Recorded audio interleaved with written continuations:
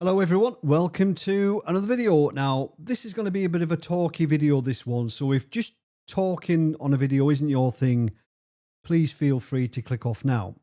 I am also going to say a few things that you might not like about Le Mans Ultimate. So if you are a Le Mans Ultimate fan and you don't think it can be improved and you think it's perfect, or if you're easily offended or triggered, then you might also want to click off now. I mentioned on a live stream that there were a few things on Le Mans Ultimate that I think needed to be improved. And ever since then, people have been asking for my opinions on Le Mans Ultimate. Now, I'm not coming at this from the point of a disgruntled content creator. I've always had early access to the new content on LMU.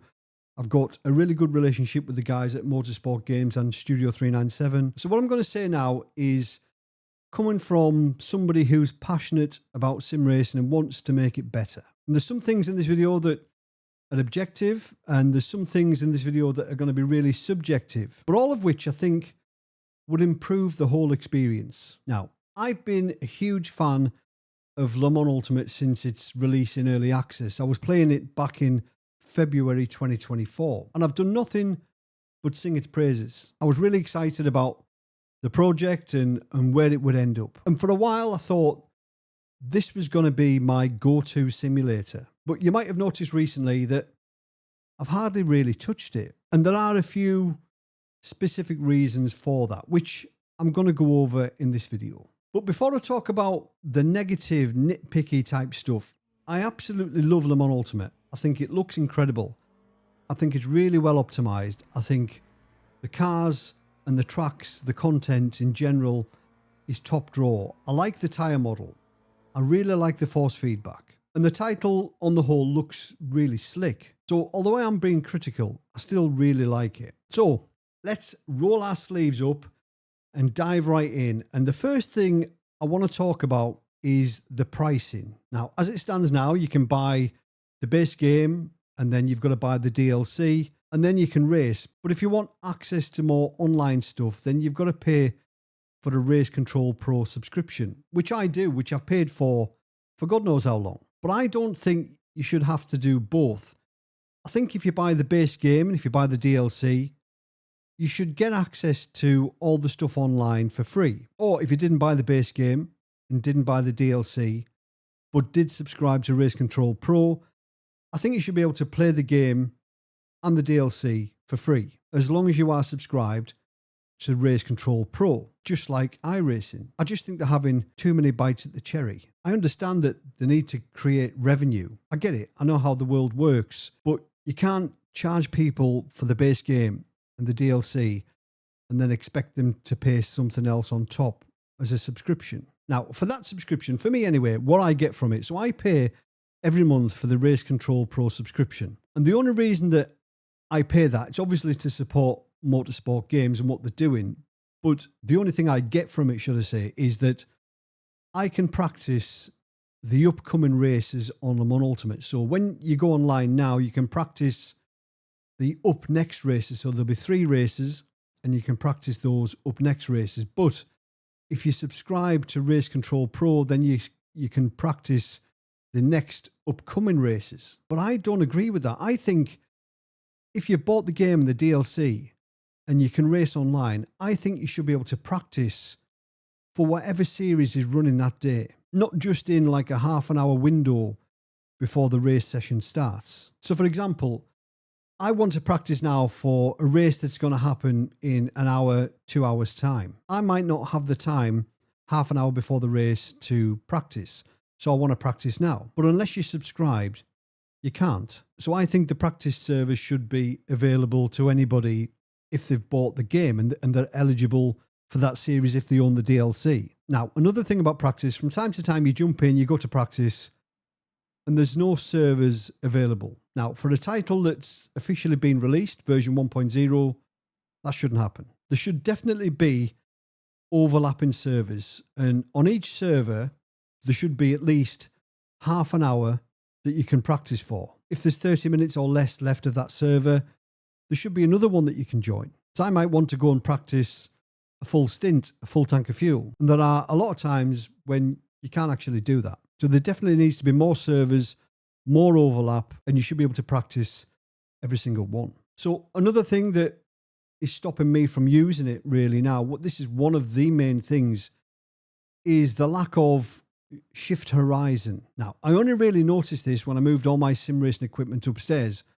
and my monitor position has slightly changed. So now I'm sitting in my rig and everything's off. My monitors are lined up perfectly physically, but in the sim, they're off. The side screens look all wonky. The apex just looks weird. Now, you can move the camera in the cockpit up, down, forward and backwards, but you can't actually shift the horizon, which would level up those side screens. And until that's fixed, or until I reposition everything on my rig, which I'm not going to do, by the way, just for one title, I'm not really going to use it. On iRacing, you can go in, wherever your monitors are, you can shift the horizon, get everything looking perfect. But on Le Mans Ultimate, you can't.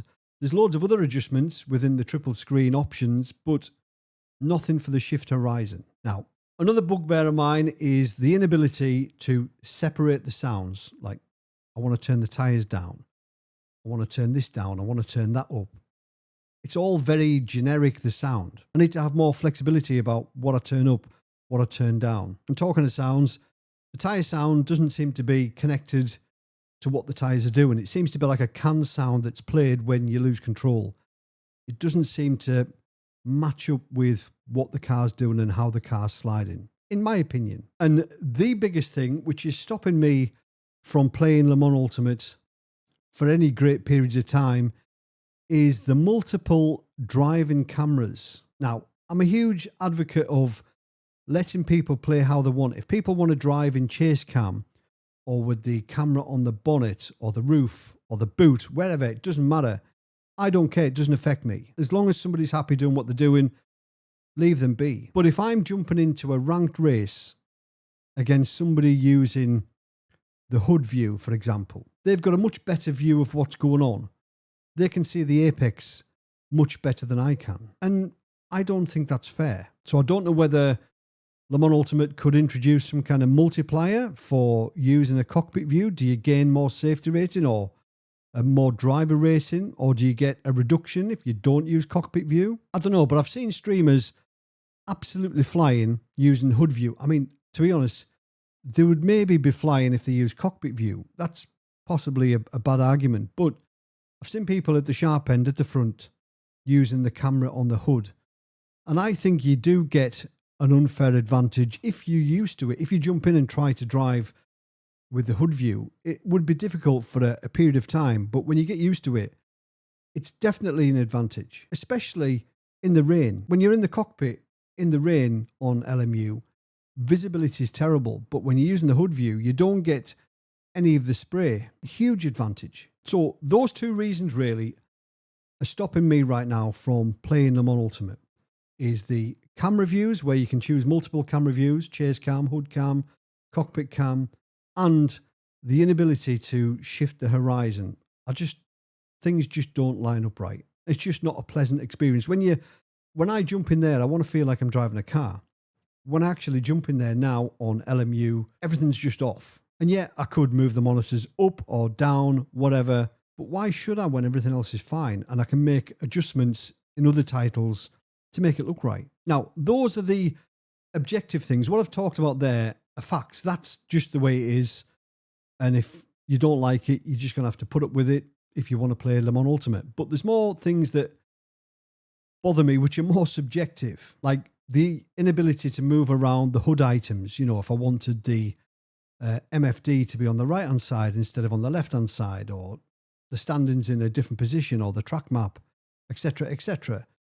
Now, if you don't create content, that kind of thing isn't going to matter at all, because the way it is out the box, the hood position of everything is absolutely fine. But if you create content, and let's face it, lots of people now create content. That's how a lot of sales are generated for titles such as Le Mans Ultimate.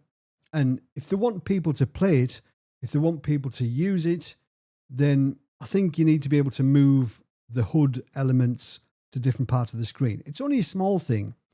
Might only be a Dave issue, but it's another thing that gets on my nerves a little bit. And another thing that really gets on my nerves is the replay camera controls. Absolute nightmare, especially for the likes of me who create content. Now, ideally, in an ideal world, I would like to use my Xbox controller, press a button for free camera, and fly around like a drone to get the camera where I want it. I don't think that's much of an ask, although I'm not a developer. I'm not a programmer. I don't know what it would take to do that. It might be an absolute nightmare. But in an ideal world, that's what I would like to do. And again, it goes back to content creation. People are creating content. I'm sure the guys at Le Mans Ultimate want things to look as good as they possibly can with some nice fancy B-roll shots and different camera views. And I know it's just a small thing, but it's another small thing which bothers me every time I try and create some content on Le Mans Ultimate. Now, onto the driving, and I'm going to talk about a couple of things which are very subjective to me. Other people might have experienced it. People more skilled than I might not even notice it. It might not even be a thing. But for me, the inside curbs give the car far too much rotation. And talking about rotation, I think when you lift off the gas and the weight transfers to the front, again, I think there's too much rotation. I think there's too much bite at the front end. It feels sometimes that just lifting and coasting gives you more rotation than actually trail braking. And that shouldn't ever be the case. But again, that might just be me. Now, onto the main trigger point of this video, which will probably trigger quite a few people. And I'm going to talk about the driving standards. Now, I know every simulator's got absolute idiots that do stupid things. But on Le Mans Ultimate, it seems to be a little bit different, almost akin to how ACC was. Now, I don't know if a lot of the ACC players have migrated over to Le Mans Ultimate, and I don't know if Le Mans Ultimate attracts more of a gamer type person rather than somebody who wants to drive in a sim and pretend to drive in a real car.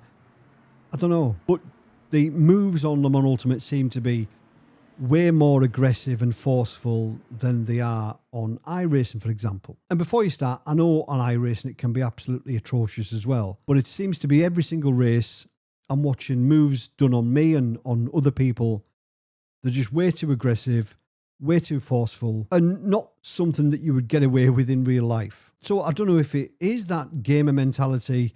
I don't know if Le Mans Ultimate attracts gamers. I've no idea. That's just how I see it. Now, I've criticised Le Mans Ultimate loads there. And individually, all the little things probably don't really matter, apart from lining up the screens. You know, if you could fix that, then you can kind of get over most of the other things. For me, apart from the driving cameras. But when all those things are kind of bothering you a little bit every time you load it up, then that's the reason why I've not really touched it much. And it doesn't really matter what I say. Le Mans Ultimate doesn't need the likes of me to sing its praises. It's doing a fantastic job all by itself. And like I mentioned at the start, I'm saying these things because I am passionate about sim racing and I want it to be better. I want things to look better. I want things to drive better. I want more flexibility about what we do when we're in the simulator. So I am passionate about sim racing. But if something's not clicking, then my advice to anybody would be just, well, don't do it anymore. You know, when Gamer Muscle whinges about iRacing, just don't touch it. Simple. So hopefully I haven't offended too many people, and hopefully you know where I'm coming from. I'm just answering this because lots of people have been asking me, and I did mention on the live stream, oh, I'll make a video on it, and I've just never got round to it. But hopefully in version 1.1, maybe some of these things will be fixed and improved, and I'm sure Le Mans Ultimate will get better and better as it evolves and there's going to be more content. So I will still keep covering it from time to time on the channel. But if you don't see it on the channel, these are the reasons why. So let me know what you think of it down below in the comments. Do you totally disagree with anything I've said? Do you agree? What do you think? But hopefully I'll see you on track at some point on one of the many fantastic simulators. As always, thanks for watching. Have a great week. See you later. Cheers.